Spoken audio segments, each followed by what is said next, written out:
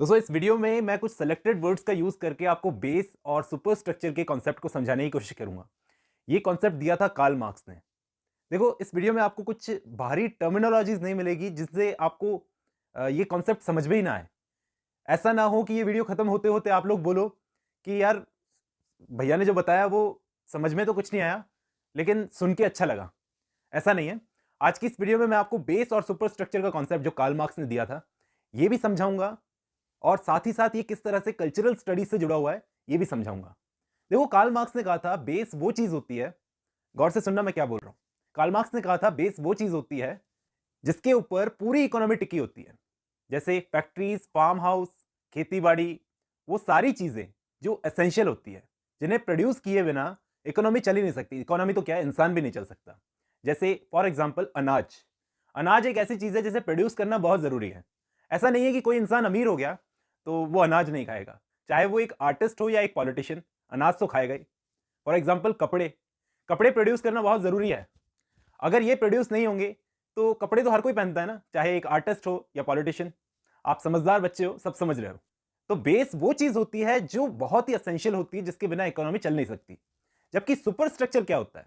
Super structure base के ऊपर खड़ा होता है दोस्तों, जिसके अंदर religion, education, cultural practices, films, family, government, ये सारी चीजें आती है। चाहे आप डांस ले लो, म्यूजिक ले लो या लिटरेचर, ये सारी चीजें इकोनॉमिक बेस पर खड़ी है। यानी मार्क्स कहते हैं कि अगर ये लोग नहीं होंगे तो ये लोग नहीं होंगे। मैं उम्मीद करता हूं यहां तक आपके दिमाग में कॉन्सेप्ट क्लियर हो चुका है।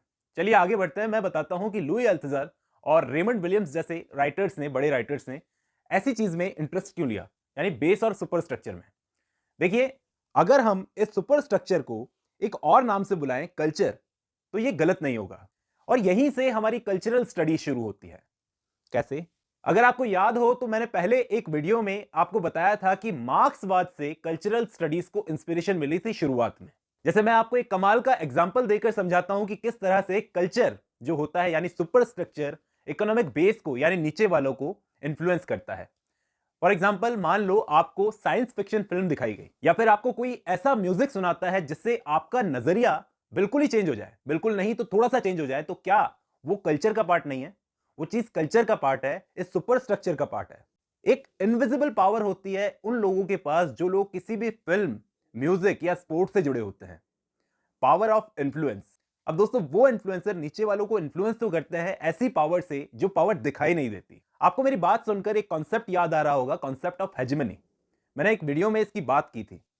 ये विजिबल और इनविजिबल पावर में क्या डिफरेंस होता है, कॉन्सेप्ट ऑफ हेजेमनी में आप समझोगे।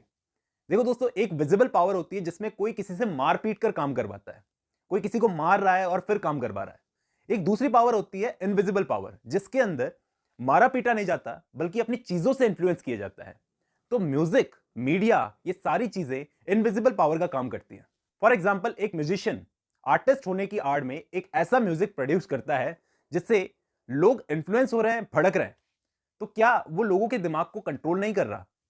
जरूर कर रहा है। इसमें वो अपनी पावर का यूज कर रहा है, पावर ऑफ इन्फ्लुएंस, इनविजिबली।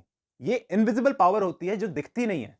तो समझे आप, कल्चर एक ऐसा सिस्टम होता है जिसमें films, TV serials, sports, music के जरिए आपको ऐसा दिखाया जाता है कि ये चलचित्र मात्र कल्पना है और इसका वास्तविक जीवन से कोई संबंध नहीं है।